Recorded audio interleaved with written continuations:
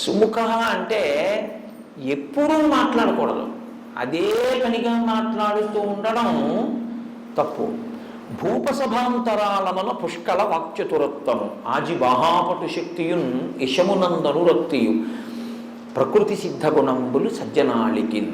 ఆయన్ని మామూలుగా మీరు ఎప్పుడన్నా చూస్తే ఏంటండి ఆయన ఆయన ఏంటంటే ఆయనకేం తెలుస్తుందండి అలా ఉన్నాడు అనుకుంటారు. ఆయన సభలోకి వచ్చి కూర్చున్నాడు అనుకోండి, శారద నాలుక మీద నర్తిస్తుంది. లోకంలో ప్రతి ప్రాణికి కూడా నోరు పైకి ఉంటుంది, కళ్ళు పైకి ఉంటాయి, కంటిని రెప్పలు మూస్తాయి, నోటిని పళ్ళని పెదవులు మూస్తాయి. కంటిని రెప్పలు మూసిన చూపులో రెప్పకి పాత్ర లేదు, నోటిని పెదవులు మూసిన పెదవులకి భాషలోనూ మాటలోనూ భాగం ఉంది. మీరు గమనించండి, రెప్ప చూడదు, పెదవి మాట్లాడుతుంది. కొన్ని కొన్ని మాటలు పెదవుల మీదే వస్తాయి. మా మా ఉందనుకోండి, పెదవులు కలపకుండా మా అనండి. కాబట్టి పెదవికి మాట యందు పాత్ర ఉంది. నోరు సమస్త ప్రాణులకు బయటికే ఉంటుంది, కప్పబడి ఉండదు.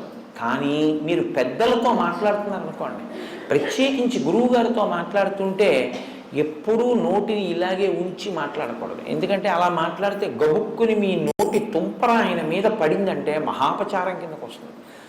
అందుకని ఇలా పెట్టుకుని ఉండాలి, ఇలా పెట్టుకుని ఉండి మాట్లాడాలి. హనుమ ఎప్పుడు రాముడి దగ్గర ఇలా ఉంటారు, ఆజ్ఞాపాలక హనుమ అని ఎక్కువ మాట్లాడరు.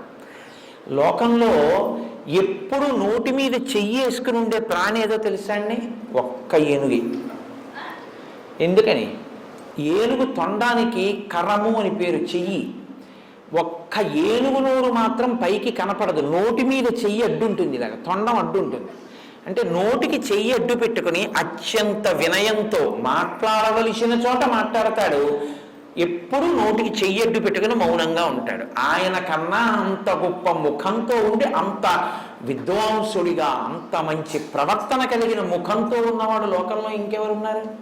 ఆ ముఖంతో మనకు అంత నేర్పుతున్నాడు. కాబట్టి సుముఖ, ఎప్పుడూ మాట్లాడుతూ ఉండకు, మౌనం కూడా నేర్చుకో అని చెప్పడానికి ముఖమునకు చెయ్యి అడ్డు పెట్టుకున్నవాడు, అంటే నోటికి తొండం అడ్డు ఉంటుంది కాబట్టి సుముఖ. ఏకదంతశ్చ, సుముఖశ్చైకదంతశ్చ అని కలిసిపోతుంది శ్లోకంలో. ఏకదంత అంటే ఒక్క దంతమే ఉన్నవాడు. ఏనుగుకి చాలా అందమైంది ఏది అంటే దాని దంతమే. దానికి రెండు దంతాలు ఉంటాయి, ఇటుక దంతం ఇటుక దంతం తొండానికి. కానీ విఘ్నేశ్వరుడికి కుడి చేతి వైపు దంతం ఉండదు. ఎందుకు ఉండదు అంటే ఆయనే విరిచేశాడు. ఎందుకు విరిచేశారు అంటే మహాభారత రచన చేయవలసి వచ్చింది. వ్యాసుల వారు, నేను వేగంగా శ్లోకాలు చెప్పేటప్పుడు రాయగలిగినటువంటి సమర్థుడెవరు అని అడిగారు. విఘ్నేశ్వరుడు రాస్తాడన్నారు. మరి ఆయన, నేను మధ్యలో ఆపను, నేను చెప్తుంటే రాసేయాలన్నారు. ప్రపంచంలో ఏ కలం పట్టుకున్నా ఎప్పుడో అప్పుడు ఏదో ఇబ్బంది వస్తుంది. అందుకని ఆయన అటువంటి కలం కావాలి అంటే లోకంలో ఇంకొకటి లేదు అని చెప్పి తన దంతాన్ని విరిచి ఆ దంతంతో మహాభారత రచన చేశారు. అంటే అత్యంత అందం ఏనుగుకి దంతమే. అందుకే ఏనుగు దంతాలు అంటారు. ఏనుగు దంతం అంత అందం ఏనుగుకి. తన శరీరానికి అంత అందం ఇచ్చేదాన్ని లోకోపకారం కొరకు త్యాగం చేశాడు ఆయన.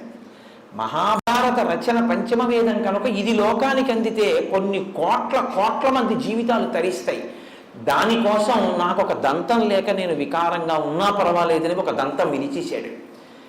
ఎవరు సమాజ ప్రయోజనము కొరకు తనకి ఈశ్వరుడిచ్చినటువంటి విభూతిని నైవేద్యంగా పెట్టేస్తాడో వాడు చాలా గొప్ప వ్యక్తి. గొప్పతనం దానివల్ల వస్తుంది తప్ప కేవలం రెండు దంతాలు ఉంచుకుని అందం కాదు. ఒక దంతాన్ని విరిచి మహాభారత రచన చేసిన మహానుభావుడు కాబట్టి రెండు దంతాలు లేకుండా ఒక దంతమే ఉన్నా మహానుభావాలు ఇంత త్యాగం చేశావు అని ఏకదంతశ్చ, ఒక దంతం ఉండి మమ్మల్ని ఉద్ధరించిన వాడా, పంచమవేద రచన యందు సాయపడిన వాడా లేదు.